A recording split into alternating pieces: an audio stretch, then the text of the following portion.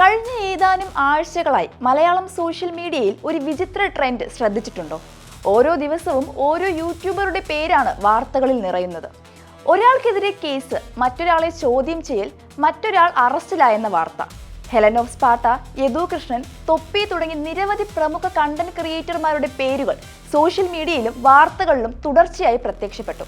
ഇതോടെ ആളുകൾ തമാശയായും ഗൗരവമായും ഒരു ചോദ്യം ചോദിക്കാൻ തുടങ്ങി. യൂട്യൂബർമാർക്ക് ശനിദശ തുടങ്ങിയോ? എന്നാൽ ആദ്യം തന്നെ ഒരു കാര്യം വ്യക്തമാക്കണം. ഈ സംഭവങ്ങളെല്ലാം ഒരേ കാരണത്താൽ ഉണ്ടായതല്ല. ഓരോ കേസിനും അതിൻ്റെതായ പശ്ചാത്തലമുണ്ട്, അതിൻ്റെതായ നിയമപരമായ നടപടികളുണ്ട്. ഒരാളുടെ കേസിനെ മറ്റൊരാളുടേതുമായി കൂട്ടിക്കെട്ടി നിഗമനത്തിലെത്താൻ കഴിയില്ല. നിയമപരമായ കാര്യങ്ങളിൽ അന്തിമ തീരുമാനം കോടതികളുടേതാണ്. അതിനാൽ സോഷ്യൽ മീഡിയയിൽ കാണുന്ന എല്ലാ ചർച്ചകളും അന്തിമ സത്യമാണെന്ന് കരുതുന്നതും ശരിയല്ല. പക്ഷേ ഒരു ചോദ്യം ഇപ്പോഴും ബാക്കിയുണ്ട്. എന്തുകൊണ്ടാണ് ഇത്രയധികം കണ്ടന്റ് ക്രിയേറ്റർമാർ ഒരേ സമയം വാർത്തകളിൽ വരുന്നത്? അതിന്റെ ഉത്തരം സോഷ്യൽ മീഡിയയുടെ വളർച്ചയിലാണ്. ഒരു കാലത്ത് യൂട്യൂബ് ഒരു വിനോദ പ്ലാറ്റ്ഫോം ആയിരുന്നു. ഇന്നത് വലിയൊരു മാധ്യമമാണ്. ലക്ഷക്കണക്കിന് ആളുകളിലേക്ക് ഒരു വീഡിയോ എത്തുന്ന കാലമാണിത്. ഒരു വീഡിയോയ്ക്ക് ആളുകളുടെ അഭിപ്രായത്തെയും സമൂഹത്തെയും വരെ സ്വാധീനിക്കാൻ കഴിയും.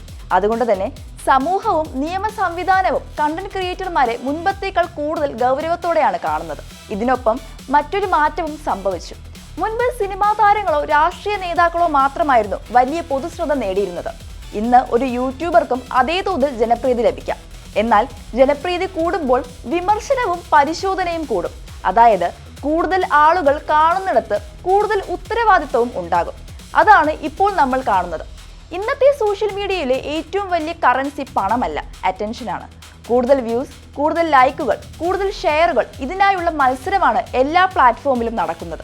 എന്നാൽ അതേ കാര്യങ്ങൾ ചിലപ്പോൾ വിമർശനത്തിനും പരാതികൾക്കും നിയമപരമായ നടപടികൾക്കും കാരണമാവുകയും ചെയ്യും. ഇത് കേരളത്തിൽ മാത്രം നടക്കുന്ന കാര്യമല്ല.